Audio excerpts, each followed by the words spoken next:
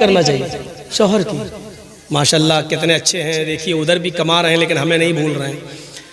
लेकिन बीवी बजाय शौहर के साड़ी लाने वाले की ही तारीफ करने लगे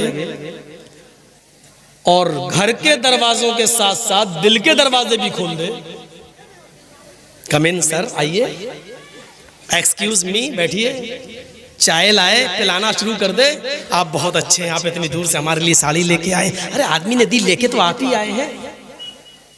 और सारी तारीफ और सारा श्रेय अपने उस लाने वाले को देने लगे। ईमानदारी से बताइए, शौहर को जब ये बात का पता चलेगा तो वो बर्दाश्त करेगा? चुड़ैल, डाइन, मेहनत हम करें, मजदूरी हम करें, कमाए हम, और यहां से भी हम भेजे तुझे, और तारीफ कर रही है तू साड़ी देने वाले की। वहीं से बैठा बैठा कहेगा तलाक तलाक तलाक। और मोदी जी का बनाया हुआ नया कानून कहेगा 3 साल की सजा।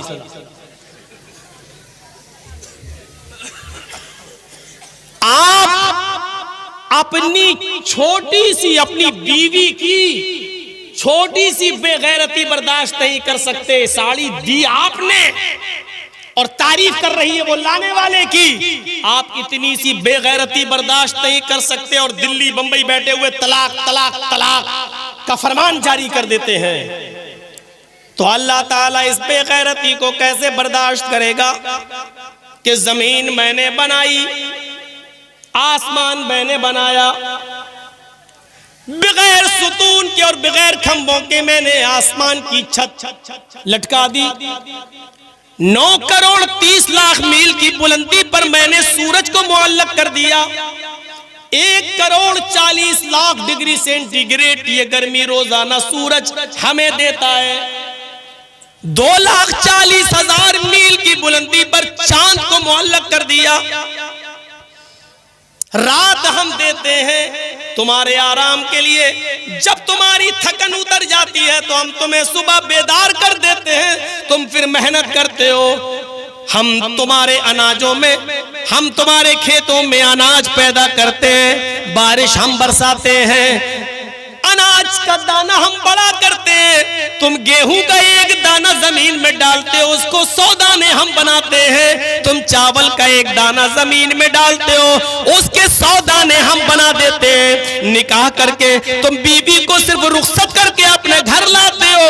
तुम रात में हल्की सी मेहनत करते हो, लेकिन तुम्हारी शर्मगाह से निकलने वाले पानी के एक हकीर कतरे को तुम्हारी आंखों का तारा हम बनाते हैं। हड्डियां हम बनाते हैं, उसकी पिसलियां हम बनाते हैं, उसका घुटना हम बनाते हैं, उसका अंगूठा हम बनाते हैं, उसका फिंगर हम बनाते हैं, उसकी आंखें हम बनाते हैं। सोचने और समझने के लिए उसमें दिमाग हम देते हैं, हम देते हैं। अयहसबुल इंसानु अय्युद्रका सुदा अलम यकुन नुतफतम मिन मनी युमना थुम्मा कान अलकतन फखलक फसव्वा फजअल मिनहु ज़ौजैन अज़्ज़कर वल उन्सा अलैसा ज़ालिका बिक़ादिरिन अला युह्यिल मौता। हड्डियां हम बनाए, बना सवा कर दुरुस्त हम करें, खून हम दौड़ाएं, हजारों तारों का दिमाग में कनेक्शन डालकर चमकते हुए ट्यूबलाइट आंखों की शक्ल में हम दें, ये सारे काम हम करें। और जब ये 9 महीने के बाद बच्चा जब तुम्हारी बीवी के पेट से बाहर आए तो कह दो जिसको बरेली वाले ने दिया, इसको अजमेर वाले ने दिया, इसको बदायूं वाले ने दिया, इसको कछौछा वाले ने दिया, इसको फुलवारी वाले ने दिया। मेरे भाइयों, अल्लाह रब्बुल आलमीन इस बेगैरती को कैसे बर्दाश्त कर सकता है? सारे काम हम करें और जब जीता जागता बेटा पैदा हो तो कह दो कि ये फला ने दिया, फला ने दिया, फला ने दिया। इन्नल्लज़ीना तदऊन मिन दूनिल्लाहि ला यख़लुक़ू ज़ुबाबन। अल्लाह को छोड़कर तुम जिनको पुकारते हो, जिनसे दुआएं करते हो, जिनसे मिन्नतें और समानतें मांगते हो, ये सारे के सारे मिल जाएं, ला यख़लुक़ू ज़ुबाबन, ये सब के सब मिलकर एक मक्खी भी पैदा करने की ताकत नहीं रखते कि बच्चा पैदा करना तो बहुत दूर की बात।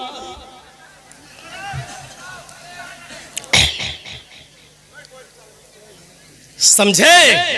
शिर्क की हल्की सी तशरीह इतनी काफी है, हमें समझना चाहिए शिर्क क्या है। तो आए मुआज, शिर्क मत करना कुछ भी, चाहे तुम्हें जला दिया जाए या मार दिया जाए, कत्ल कर दिया जाए, पहली चीज। दूसरी चीज पर आइए नौजवानों, आज बहुत सी नसीहतें तुम्हें मिलेंगी। वला तउक़न्न वालिदैक व इन अमराका अन तख़रुज मिन अहलिका व मालिक। दूसरी चीज, अपने माँ बाप की कभी नाफरमानी मत करना, चाहे वो तुम्हें तुम्हारे घर बार से, तुम्हारे मालो दौलत से निकाल दे। हजरत इस्माइल अलैहिस्सलाम का वाकया सुने हैं ना? कहीं रहने लगे, इब्राहिम अलैहिस्सलाम जब अपने बेटे से मिलने गए, दरवाजे को दस्तक दी, इस्माइल अलैहिस्सलाम की बीवी ने दरवाजा खोला, सामने बूढ़ा आदमी खड़ा है। इस्माइल की बीवी नहीं जानती थी कि ये मेरे ससुर हैं, देखा नहीं था। उस बस्ती में इस्माइल अलैहिस्सलाम ने एक शादी कर ली थी। हजरत इब्राहिम अलैहिस्सलाम ने सलाम किया, उस औरत ने जवाब दिया, इस्माइल की बीवी ने। हजरत इब्राहिम ने पूछा, इस्माइल अलैहिस्सलाम कहाँ गए? कहने लगी, वो तो जंगल में शिकार खेलने के लिए गए हैं। कहा, अच्छा ये बताओ कि तुम्हारे घर का गुजर बसर कैसा चल रहा है? तो कहने लगी, बहुत बुरा है, बहुत बुरा। हाँ, सुबह खा लो तो शाम को नहीं मिलता, शाम को खा लो तो सुबह भूखे रहते, बहुत बुरा हाल है। इब्राहिम अलैहिस्सलाम समझ गए कि मेरे बेटे ने बीवी का इंतखाब करने में गलती की। तो क्या कहा बहू, क्या कहा इस्माइल की बीवी? जी, जब इस्माइल अलैहिस्सलाम घर पे आ जाएं तो उनसे सिर्फ इतना कह देना, एक बूढ़ा आदमी आया था, उसने आपको सलाम कहा है और ये कहा है कि घर की चौखट बदल दो, चौखट ठीक नहीं है। अब वो बीवी देखती है, कहती चौखट तो ठीक है, दरवाजा भी ठीक है, ये बुढ़ा सटिया गया, इसका दिमाग खराब हो गया। चौखट बिल्कुल सही है, सर्दियों में धूप आती है, गर्मियों में हवा आती है, चौखट तो सब ठीक है, ये बुढ़ा सटिया गया। इस्माइल अलैहिस्सलाम जब घर में आए तो बीवी ने पूरा वाकया सुनाया था कि एक बुढ़ा आया था। अच्छा क्या हुआ? कहा उसने आपको सलाम कहा। अच्छा और क्या कहा? समझ गए कि मेरे बाप थे। कहा और क्या कहा? उन्होंने मुझसे पूछा कि घर की का हाल कैसा चल रहा है? तो मैंने कहा बहुत बुरा, सुबह खा लो तो शाम को नहीं मिलता, शाम को खा लो तो सुबह नहीं मिलता। तो उन्होंने कहा कि अच्छा ठीक है, तुम्हारे शौहर आ जाएं तो उनसे कह देना एक बुढ़े ने सलाम कहा है और ये कहा कि घर की चौखट ठीक नहीं है, चौखट बदल लो। कहा क्या कहा? कहा घर की चौखट बदल दो, सटिया गया था बुढ़ा। इस्माइल ने कहा बुढ़ा नहीं सटियाया, तुम सटिया गई हो। कहा क्या हुआ? कहा मेरे बाप ने चौखट बदलने का हुक्म दिया। जानती हो चौखट से क्या मुराद है? मेरी बीवी वो मेरे बाप थे और चौखट तुम हो। तुमने कहा कि बहुत बुरा हाल चल रहा है, यानी तुमने ये नहीं कहा अल्लाह ने मुझे जिस हाल में रखा है हर हाल में अल्लाह का शुक्र। मेरे बाप ने कहा चौखट बदल दो, ये चौखट ठीक नहीं है, यानी मेरे बाप ने तुम्हें तलाक देने का हुक्म दिया है। आए मेरी बीवी, मैं अपने बाप की नाफरमानी नहीं कर सकता हूं और अभी मैं तुम्हें तलाक देता हूं। चौखट बदल दी। आजकल तुम लोग क्या चौखट बदलोगे? तुम्हारे घर में जो नई नवेली बीवी आती है वो खुद ही तुम्हारी चौखट खत्म करवा देती है। अम्मा को छोड़, बाप को छोड़, इधर रहे मेरे साथ। सास ससुर से एकदम बदला ले लेती है। मेरा बाप है, तेरा बाप मेरा बाप नहीं है। घर के हाल चौखट बदलोगे? इतनी हिम्मत नहीं है हमारे अंदर। आज औरतें बेचारी थोड़े सा गुस्सा होगी, मैं थोड़ा नॉर्मल रख के चलूंगा ताकि ये बैलेंस बना के ना। तो एक बार बहुत गलत हो गया था हमारे साथ। 2 दिन का जलसा था, एक दिन मैंने मर्दों के हुकूक बता दिए, दूसरे दिन औरतों के। जिस दिन मर्दों के हुकूक बताया औरतों ने गाली दी, जिस दिन औरतों के हुकूक बताए मर्दों ने गाली दी। उस दिन से मैं दोनों के बराबर बराबर लेके चलने लगा।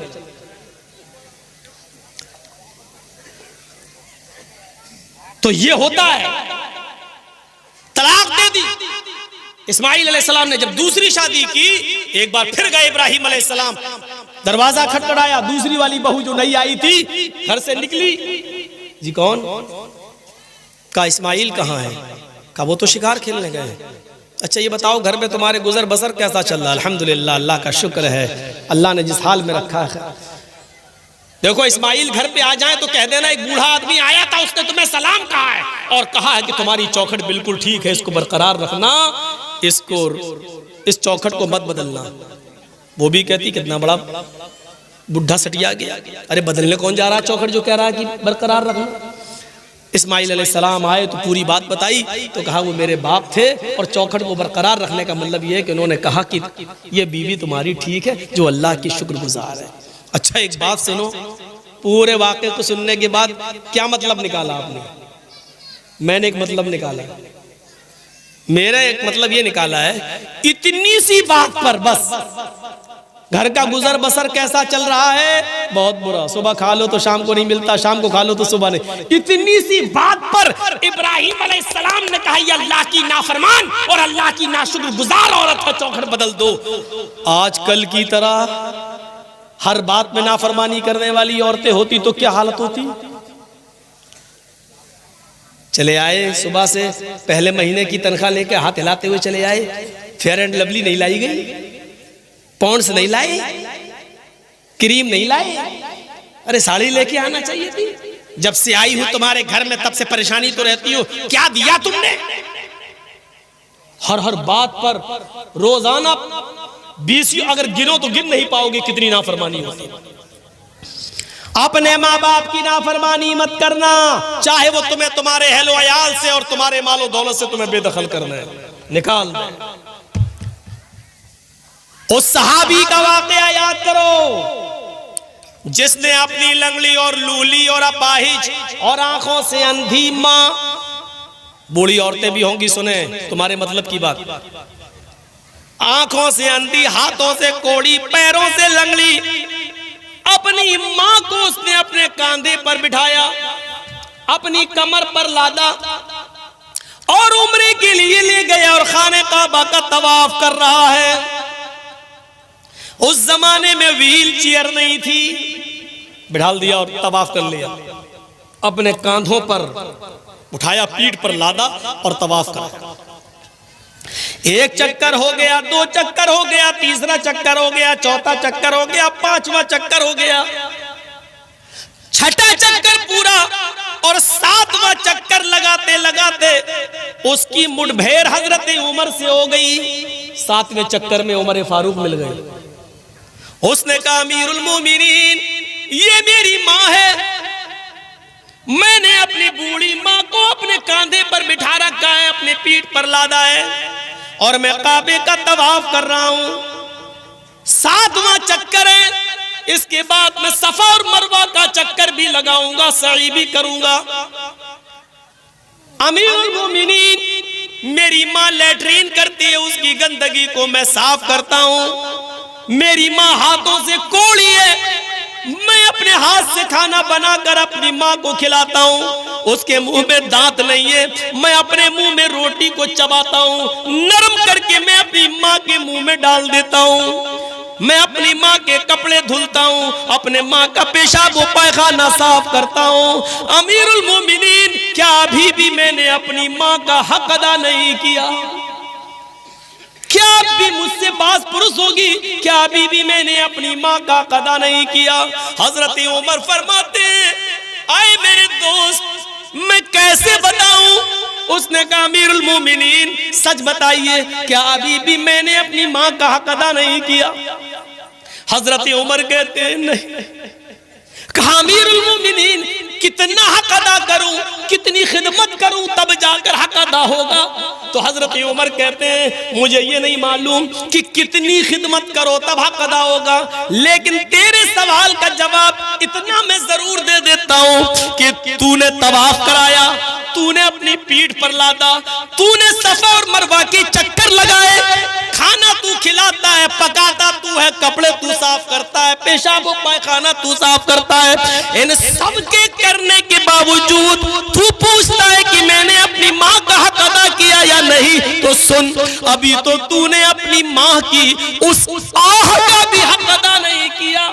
जब तू अपने माँ के पेट से पैदा हो रहा था, जब तुझे तेरी माँ जन रही थी, डिलीवरी के वक्त जब तेरी माँ तुझे जन रही थी, पैदा कर रही थी, दर्द की वजह से तुझे पैदा करते वक्त जो दर्द औरत को जो बच्चे की पैदाइश के वक्त दर्द होता है, उस दर्द के मौके पर तेरी माँ की मुंह से जो पहली आवाज निकली, अभी तो तूने अपनी माँ की उस पहली आह का भी हक अदा नहीं किया।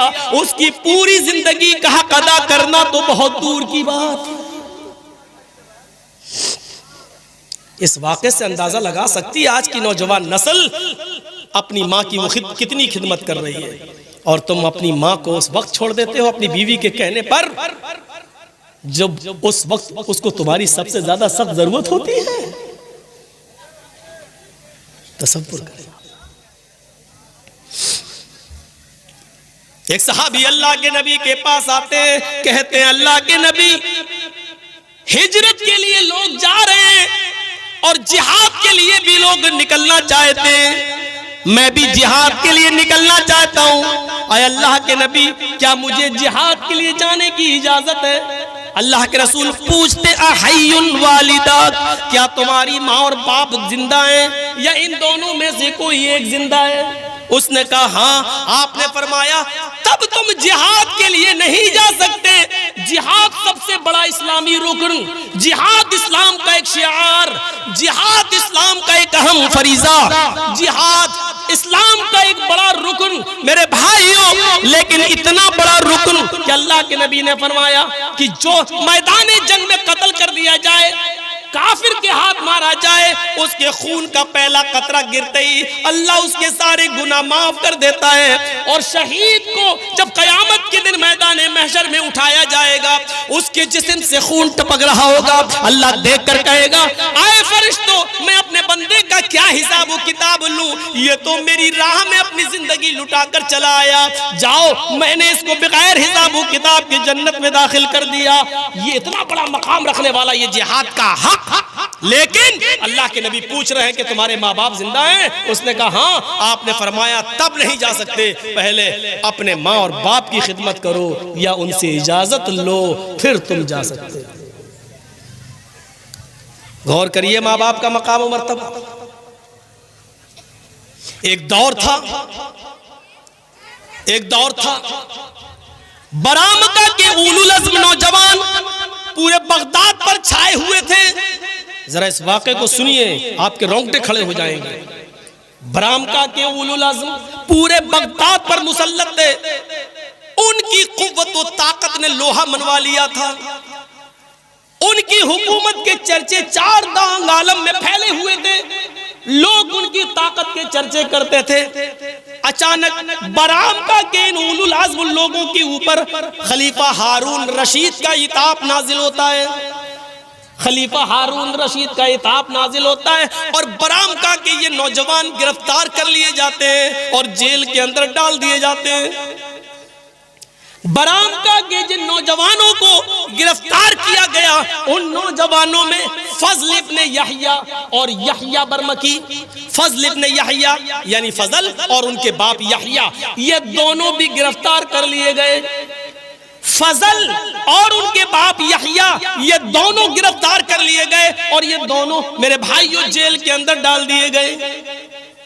फजल को अपनी गिरफ्तारी का कोई वो नहीं था, मलाल में हो गया, लेकिन मेरे बूढ़े माँ बाप को भी डाल दिया गया जेल के अंदर। यहया बहुत पक्के नमाजी थे, तहज्जुद गुजार थे, नेक थे। फजल इब्ने यहया ने अपने बाप की हालत देखी, या अल्लाह जेल के अंदर तो गर्म पानी का इंतजाम नहीं है और ठंड की इन रातों में सुबह मेरे बाप उठेंगे तो उनको ठंडे पानी से वुजू बनाना पड़ेगा। तो जानते हो फजल इब्ने यहया ने क्या किया? रात में एक तांबे के लोटे रोटी के अंदर उस जमाने में तांबे का लोटा दे दिया गया सबको। एक तांबे का लोटा लिया और तांबे के लोटे में अपने पीने के लिए पानी भर लेते थे कि जब पीऊं, प्यास लगेगी तो पीऊंगा। लेकिन फजल का हाल यह था कि वो रात में पानी पीते नहीं थे, बल्कि रात भर उस पानी को कंबल उठाकर, गरम चादर उठाकर उस तांबे के लोटे को अपने पेट से चिपका लेते थे कि मेरे पेट की गर्मी से सुबह फजर की नमाज के वक्त तक इस पानी में थोड़ी सी गर्मी आ जाएगी, कुछ तो गर्म हो जाएगा। और इस गर्म पानी को वो फजर की नमाज के वक्त अपने बाप को दे दिया करते थे। आय अब्बू जान इससे वुजू बनाइए। मेरे प्यारे साथियों, गौर करो, अल्लामा याफ़ई ने इस वाक़े को अपनी किताब मिरातुल जिनान के अंदर नकल किया है। आप अंदाजा लगा सकते हैं, ऐसे ऐसे नौजवान गुजरे जो अपने बाप के ठंडे पानी से वुजू करने को भी ये समझते थे कि मेरे बाप को बुखार ना आ जाए, बीमार ना हो जाए, जुकाम ना हो जाए, तो वो रात भर उस तांबे के लोटे को अपने पेट से चिपकाए रहते थे ताकि कुछ तो गर्मी आ जाएगी और मेरे बाप को कुछ तो गर्म पानी मिलेगा। मेरे भाइयों, ये थी माँ बाप की खिदमत करने का एक तरीका। आज हम जरा अंदाजा लगाएं और सोचें कि हम अपने वालिदैन के साथ ये सलूक करते हैं। कुरान ने माँ बाप के बारे में ये हुक्म नाफिज कर दिया, वक़दा रब्बुका अल्ला ताबुदू इल्ला इय्याह व बिल वालिदैनि इहसाना। तुम्हारे रब ने ये फैसला कर दिया है, ये हुक्म दे दिया है, इबादत तो अल्लाह के अलावा किसी की नहीं होगी। व बिल वालिदैनि इहसाना, और अपने माँ बाप के साथ एहसान करो, अपने माँ बाप के साथ अच्छा सलूक करो। व बिल वालिदैनि इहसाना, एहसान के अंदर हर नेकी शामिल है। अपने माँ बाप के साथ एहसान करो। एहसान किसको कहते हैं? हर नेकी। बाप कमजोर है, कुर्सी पर बैठे रहते हैं, बेटा मुझे थोड़ा सा बाहर बिठा दे, मैं थोड़ा सा सड़क पर बैठना चाहता हूँ धूप में। एहसान में ये नेकी शामिल है कि बेटा आए, अपने बाप को सहारा दे और बाहर कुर्सी लगा दे और अपने बाप को कुर्सी पर बिठाकर धूप में बिठा दे। बाप के हाथ पैर नहीं चल रहे तो बाप को नहला दे, उनके जिस्म पर साबुन लगा दे। बाप की तबीयत बहुत ज्यादा खराब है, उनके पास इतनी दौलत नहीं कि वो अपना इलाज करा सके, लेकिन बेटे के पास दौलत है। बेटे एहसान में ये नेकी भी शामिल है कि बेटा अपने पास से अपने बाप का मुकम्मल इलाज करा दे। एहसान में हर नेकी शामिल है। वबिल वालिदैनि एहसाना, इबादत तो अल्लाह की होगी और अपने माँ बाप के साथ एहसान करो। इम्मा यबलुगन्ना इंदकल किबर अहदुहुमा औ किलाहुमा, उन दोनों में से कोई एक या वो दोनों तुम्हारी जिंदगी में बुढ़ापे को पहुंच जाएं। माँ बाप में से कोई एक या दोनों तुम्हारी जिंदगी में बुढ़ापे को पहुंच जाएं, फला तकुल लहुमा उफ, तो तुम उनसे उफ भी मत करना। उफ, उफ समझते हो? उफ का सही तर्जमा अगर किया जाए उर्दू में तो इसका सही होगा ये, उनसे उफ भी मत करना। उफ का मतलब, जर्जीस के बाप बिस्तर पर लेटे हैं, जर्जीस साहब ने दवा ववा खिला दी, उनको पिला दिया और अपने बाप ही के पास बैठे कंप्यूटर पे चला रहे हैं। इतने में आवाज दी, बेटे जर्जीस एक गिलास पानी ले आओ, और मैं बहुत जरूरी काम कर रहा हूं अपने बिजनेस का।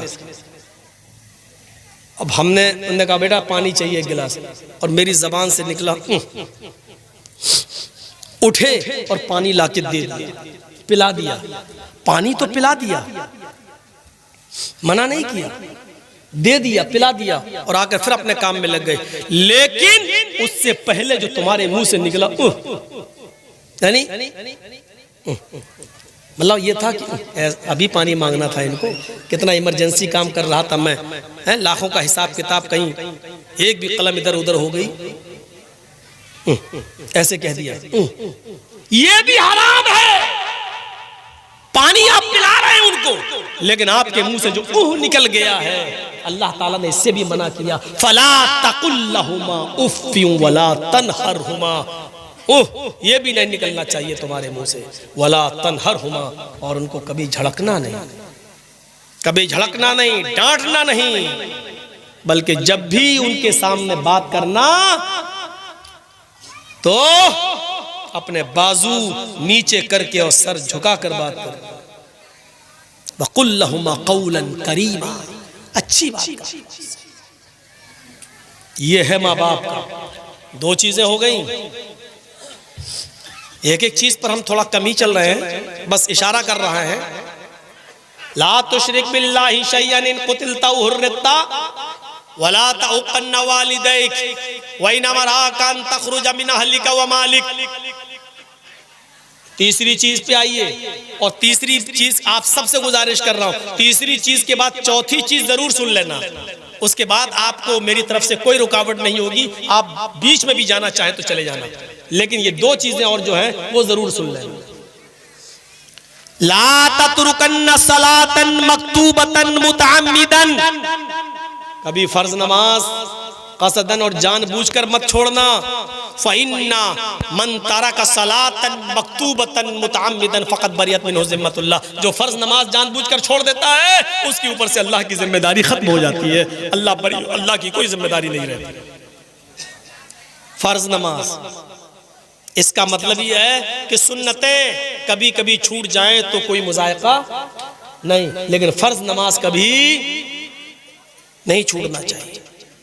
मस्जिद में जमात बिल्कुल खड़ी हो रही है,